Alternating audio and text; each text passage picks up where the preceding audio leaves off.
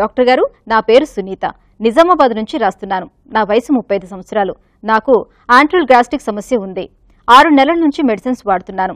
Early morning వేసుకోవాల్సి వస్తుంది. వేసుకోకపోతే పెయిన్ వస్తుంది. టాబ్లెట్స్ శాశ్వతంగా వాడాల్సిందేనా? నా సమస్యకి పరిష్కారం ఏంటి? మీ సలహా ఏంటో తెలియజేయండి అని అడుగుతున్నారు. ఈ ప్రశ్నకు surgical gastroenterologist doctor Vimalakar Reddy గారు సమాధానం అందిస్తారు. ఈ యాంట్రల్ గ్యాస్ట్రైటిస్ అనే సమస్య చాలా మందిలో ఉండే సమస్య. దీనికి మీరు వేసుకుంటున్న ఆల్రెడీ నెక్స్ప్రో 20 mg అనే ట్యాబ్లెట్, అదే కొంచెం స్ట్రెంగ్త్ నెక్స్ప్రో 40 mg అనేది వాడాలి.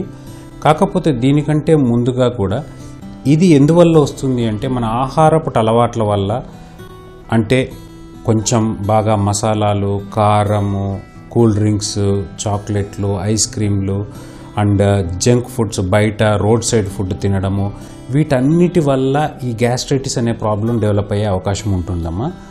సో ఫస్ట్ మన ఆహారపు అలవాట్లను మార్చుకోవడం అనేది చాలా ఇంపార్టెంట్.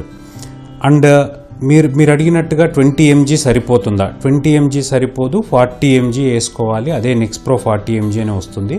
అది రోజు పొద్దున పరిగడుపున వేసుకోవాలి. నెక్స్ట్ మూడో క్వశ్చన్, మీరు ఇది జీవితాంతం వాడాలా అంటే నేను చెప్తుంది ఏంటంటే ఇది ఎందువల్ల వస్తుందో మీకు తెలిసింది కాబట్టి ఆహారపు అలవాట్లు మార్చుకుంటే సో కొంతకాలం తర్వాత మీరు దీన్ని వాడే అవసరం పడకపోవచ్చు. అంతేకాకుండా కొంతమందిలో మన ఇండియన్స్లో, ఎస్పెషల్లీ మన ఇండియన్స్లో ఒక 80% of the population are infected with H. pylori. అంటే H. pylori అనే ఒక బ్యాక్టీరియా ఇన్ఫెక్షన్ వల్ల కూడా యాంట్రల్ గ్యాస్ట్రైటిస్ రావచ్చు. కాబట్టి మీరు ఈసారి ఎండోస్కోపీ చేసుకున్నప్పుడు ఆ బ్యాక్టీరియాకి సంబంధించిన టెస్ట్ చేసుకోవడం అవసరం. దాన్ని RUT టెస్ట్ అంటారమ్మా. అది నిమిషాల్లో తెలిసిపోతుంది అసలు ఇన్ఫెక్షన్ ఉందా లేదా అని. ఒకవేళ ఆ ఇన్ఫెక్షన్ ఉంటే 2 వారాల పాటు దానికి సంబంధించిన ట్రీట్మెంట్ ఉంటుంది. ఆ ట్రీట్మెంట్ తీసుకొని తర్వాత 1 నుంచి 2 నెలల వరకు ఈ ప్యాంటప్రజోల్ కానీ, మీరు చెప్తున్న ఎసమప్రజోల్ కానీ ఏదైనా టాబ్లెట్ ఒక 2 నెలలు వాడితే సరిపోతుంది. కాబట్టి నేను చెప్పేది ఏంటంటే ఫస్ట్ ఇది ఆహారపు అలవాట్ల వల్ల అయి ఉండొచ్చు, సెకండ్ ఇది బ్యాక్టీరియల్ ఇన్ఫెక్షన్ వల్ల అయి ఉండొచ్చు. కాబట్టి మీరు ఆహారపు అలవాట్లు మార్చుకుంటూ నెక్స్ట్ టైం ఎండోస్కోపీ చేసుకుంటున్నప్పుడు ఆ ఎండోస్కోపీలో ఈ బయాప్సీ చేసి చూసుకొని ఈ H. pylori ఇన్ఫెక్షన్ ఉందా లేదా కనుక్కొని, ఒకవేళ ఉంటే దానికి సంబంధించిన మందులు వాడాలి. అండ్ వీటితో పాటు కొంచెం బరువు తగ్గించాలి.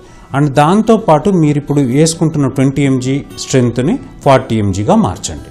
ఒకవేళ దీని తర్వాత కూడా తగ్గకపోతే అప్పుడు ఏంటంటే దీంతో పాటు ఇంకేమన్నా బరువు తగ్గుతుందా, ఆకలి తగ్గుతుందా అవన్నీ చూసుకుంటూ ఒకసారి అక్కడి నుంచి బయాప్సీ తీసుకొని పరీక్షకు పంపించడం కూడా అవసరం.